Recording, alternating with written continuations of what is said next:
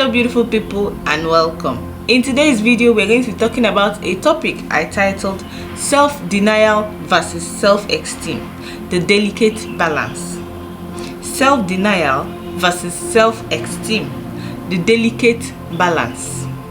A lot of Christians who have low self-esteem often mistake it to be self-denial, that their criteria of knowing who is a true believer is someone who is timid, withdrawn, and does not associate with any other person except their church members. Today, we are going to be finding a balance between self-denial and low self-esteem. But first of all, what is self-esteem? Self-esteem is a subjective sense of personal worth that encompasses your opinion about yourself, your belief about yourself, and your overall value. There are three levels of self-esteem. We have the high self-esteem, that is when someone is confident, when they feel valued and comfortable in expressing their opinion. Low self-esteem, when someone doubts their abilities, feels unworthy, and is not confident in making decisions.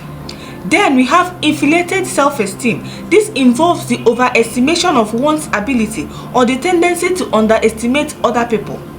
Our focus today is on low self-esteem. When someone has low self-esteem, they tend to have poor sense of self-worth and they feel that they are inadequate. Self-denial, on the other hand, is the act of consciously choosing to prioritize God's will and the need of others above your own. In Matthew 16:24, Jesus told his disciples that anyone who comes after me must first deny himself, carry his cross, and follow me. So self-denial is the willingness to deny one's possession and status in order to grow in holiness and commitment with God. Knowing this, therefore, how do we find a balance between them? Romans 12 verse 2 says, "Do not be conformed to this world, but be ye transformed by the renewal of the mind, that by testing you may discern the will of God, what is good, acceptable, and perfect." Because of lack of knowledge, a lot of people have reduced Christianity to a show where, in the bid to show authority over their members, they have created their own ideologies and presented it to the people as God's ideology.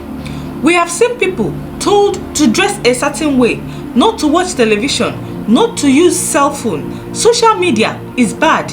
Do not associate with the other gender except in the presence of your pastor, and so on. This makes Christianity to look like a religion that keeps people in the dark rather than seeing the light.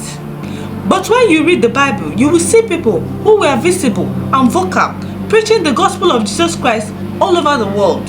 Even Jesus Christ himself, during his stay on earth, never withdrew himself from the world.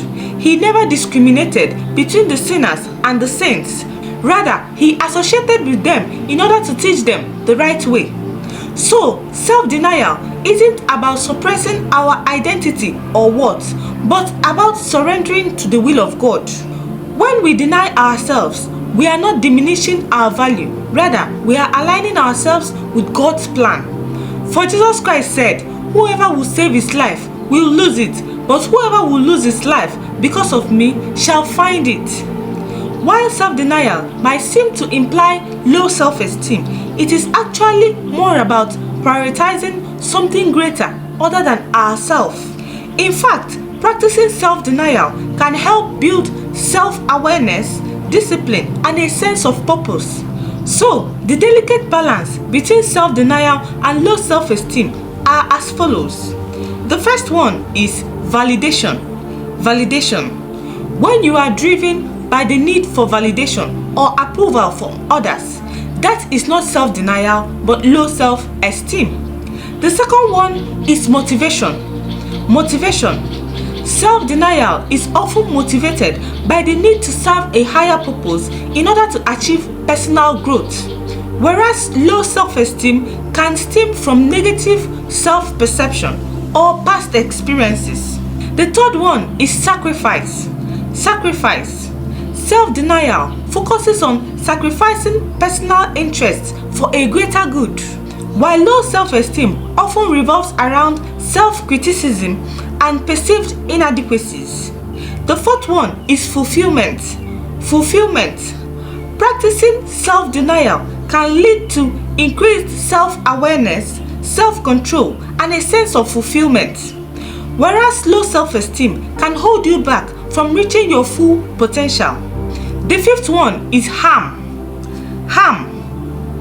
If self-denial reaches to a point of self-neglect or self-harm, then it is no longer self-denial. Self-denial is a journey and not a destination. It requires patience, self-awareness, and the willingness to learn and grow. By finding this delicate balance, you will discover a more authentic, empowered, and fulfilling life. If you made it to the end of this video, kindly like, share, and subscribe for more soul lifting videos. Thank you so much for watching and have a blessed day. Bye.